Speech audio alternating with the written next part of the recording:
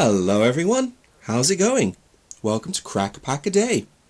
Every day, I'm going to open a booster pack of magic cards and evaluate the contents, choosing one of them to take as if I were taking part in a draft and this was pack 1, pick 1. Today, we're going to be opening a pack of Magic Origins. Let's take a look at what we've got.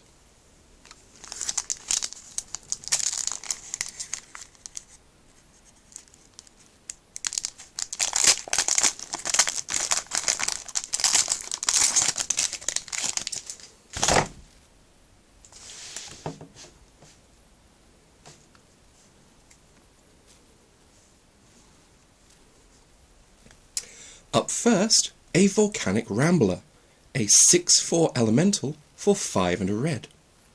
It has the additional ability, for 2 and a red, it deals 1 damage to target player. Magic Origins is a pretty fast format. You don't really want to be playing 6 drops that don't affect the board too well. A 6/4 is pretty powerful, but it's not really the sort of thing I want for my late game. I think I'm probably going to pass this. Mighty Leap, an instant for 1 and a white. Target creature gets +2/+2 and gains flying until end of turn. It's a combat trick, it grants evasion, it's alright. It's the sort of card you pick to fill out your deck. It's certainly not what I'd want to take first. Watercorsa, a 2/3 elemental for 2 and a blue. And if you pay blue, Watercorsa gets +1/-1 until end of turn. So it will be a 3/2, then a 4/1, and then it would kill itself if you pay it 3 times, unless you're boosting its toughness. A 2/3 for 3 is a little on the weak side, but it's okay. Its ability gives it a lot of versatility. This is a pretty solid creature, but it's not what I'd particularly want to take first.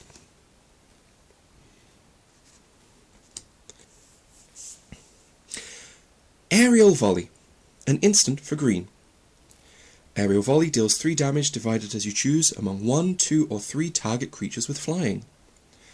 This is a sideboard card.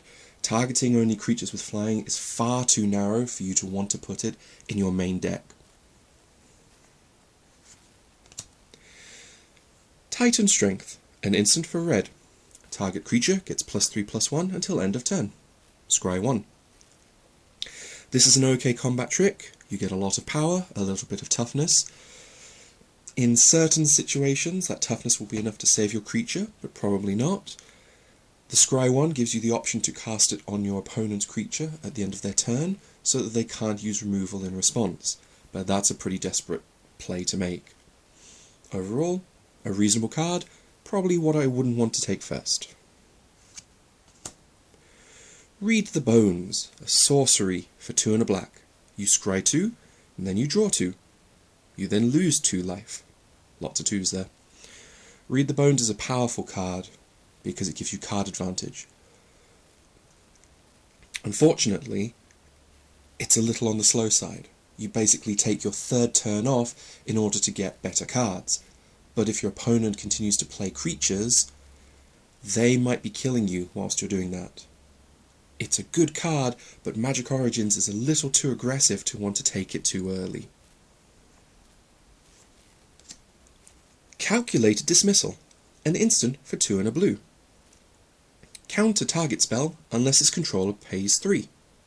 It also has Spell Mastery, where you will scry 2 if you have 2 or more instants and or sorcery cards in your graveyard.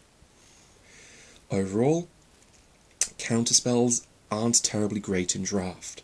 And especially a soft counter like this, where if your opponent has enough mana, it effectively blanks the spell. The Scry 2 could be handy, but I wouldn't be wanting to take such a narrow card for that ability. Llanowar Empath, a 2/2 elf shaman for 3 and a green. When Llanowar Empath enters the battlefield, scry 2, then reveal the top card of your library. If it's a creature card, put it into your hand. A 2/2 for 4 isn't very exciting. On the other hand, if any of the top 3 cards of your deck are creatures, it effectively says, when this enters the battlefield, draw a decent card. How many creatures do you have for that to be worth it? Well, here's the thing. In draft, most of your spells are probably going to be creatures. This is probably the strongest card in the pack so far.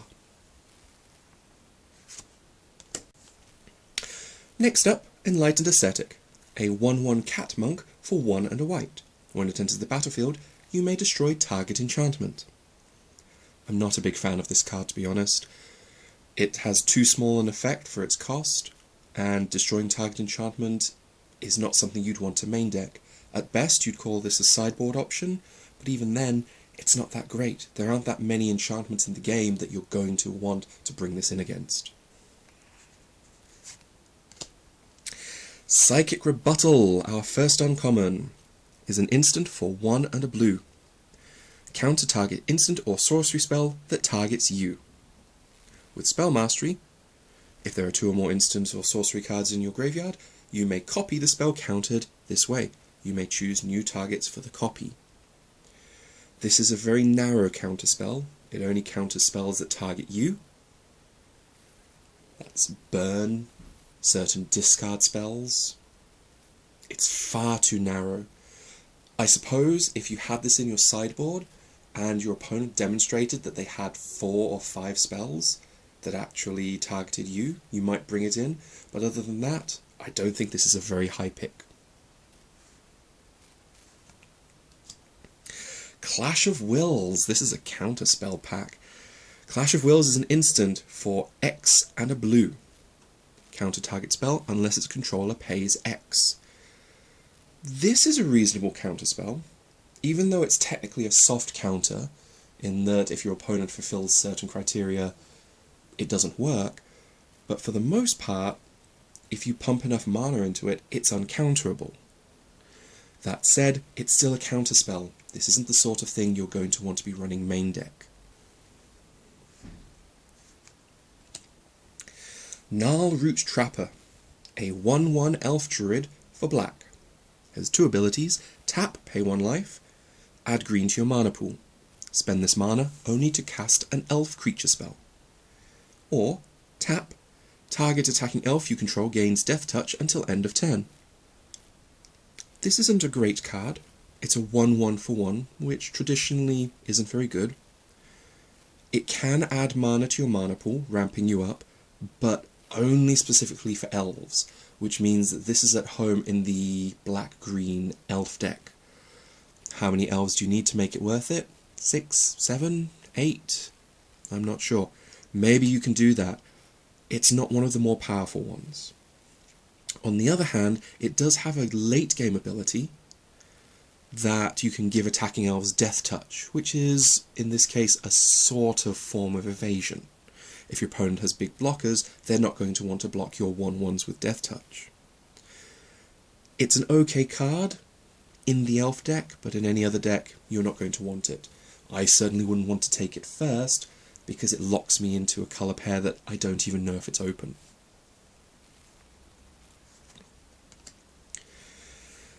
Our rare is Thopter Spy Network, an enchantment for 2 blue. At the beginning of your upkeep, if you control an artifact, put a 1/1 colourless Thopter artifact creature token with flying onto the battlefield. Whenever 1 or more artifact creatures you control deal combat damage to a player, draw a card. This is an interesting engine card, and it forces you to go in a particular direction, specifically artifacts. It wants you to be controlling artifacts, not necessarily creatures, but artifacts in general.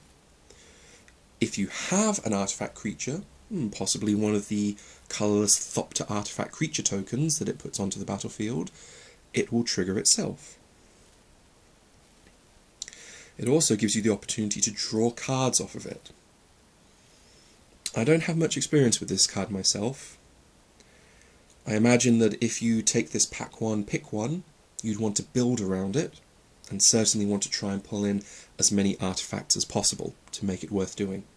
Does Magic Origins have enough artifacts to be worth playing in a deck? Maybe, maybe not. In red-blue, there's certainly a lot of support for the Thopters. I'm not certain whether it's worth taking. Also have a foil, a Ring Warden Owl, a 3/3 bird for 3 blue.